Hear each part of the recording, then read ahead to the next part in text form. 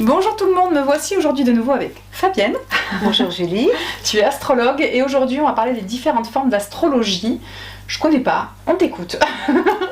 Voilà, donc il y a différentes formes d'astrologie. Donc il y a donc l'astrologie classique et l'astrologie traditionnelle que tout le monde connaît. Ensuite, il y a l'astrologie karmique qui parle beaucoup plus donc de notre mission de vie, ce pourquoi on s'est incarné sur cette terre, vers où on va, d'où on vient et vers où on va. Voilà, donc qui insiste aussi un petit peu plus sur les difficultés qu'on peut rencontrer, qui va plus en profondeur au niveau de l'analyse psychologique, on va dire, et qui permet de comprendre beaucoup de choses. Oui, en effet, tu l'as fait sur mon thème et les choses, de toute façon, tout est lié. Donc c'est vrai que du mettre du karmique dans ces analyses, tout prend sens en fait. Tout prend sens, voilà. Donc du coup, c'est vrai que c'est toujours intéressant d'allier l'astrologie classique à l'astrologie karmique pour comprendre l'origine de certains blocages. Ok. Voilà, donc ça parle des vies antérieures également. Donc soit l'astrologue aborde les vies antérieures ou ne l'aborde pas. Mais en tout cas, le plus important pour l'astrologie karmique, c'est la mission de vie. D'accord. Est-ce qu'il y a d'autres types d'astrologie?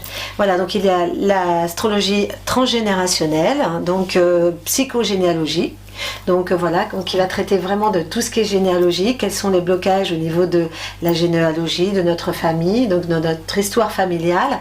Donc on peut faire des constellations familiales aussi avec l'astrologie. Donc c'est vraiment très intéressant d'aller en ce sens pour connaître les blocages de la famille. Ah bah oui, parce qu'on porte, hein, donc évidemment on hérite de choses et quand on en a conscience on peut libérer. Donc c'est un vrai travail très intéressant. Voilà, pour l'histoire. Alors on a aussi l'astrologie mondiale. Donc là il faut quand même une très très bonne connaissance donc de toute l'histoire. Donc là ce sont des astrologues spécifiques qui travaillent là-dessus. Donc ils font donc l'astrologie d'un événement, hein, l'astrologie d'un pays, l'astrologie en ce moment avec la guerre en Ukraine. Donc on a des astrologues qui travaillent au niveau mondial, qui travaillent vraiment sur ce qui va se passer ou ce qui se passe en Ukraine.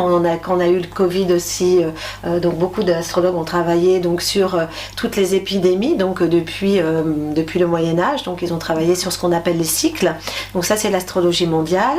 On a l'astrologie prédictive aussi, donc c'est vraiment un petit peu tous les ans, donc on fait notre révolution solaire, donc on peut voir un petit peu ce qui va se passer pour notre année ou dans les années à venir.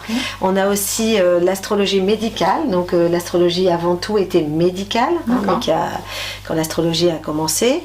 Et on a aussi les astrologies indiennes, aztèques, les astrologies chinoises, et puis on a l'astrologie comparaison de thèmes, ce qu'on appelle la synastrie aussi.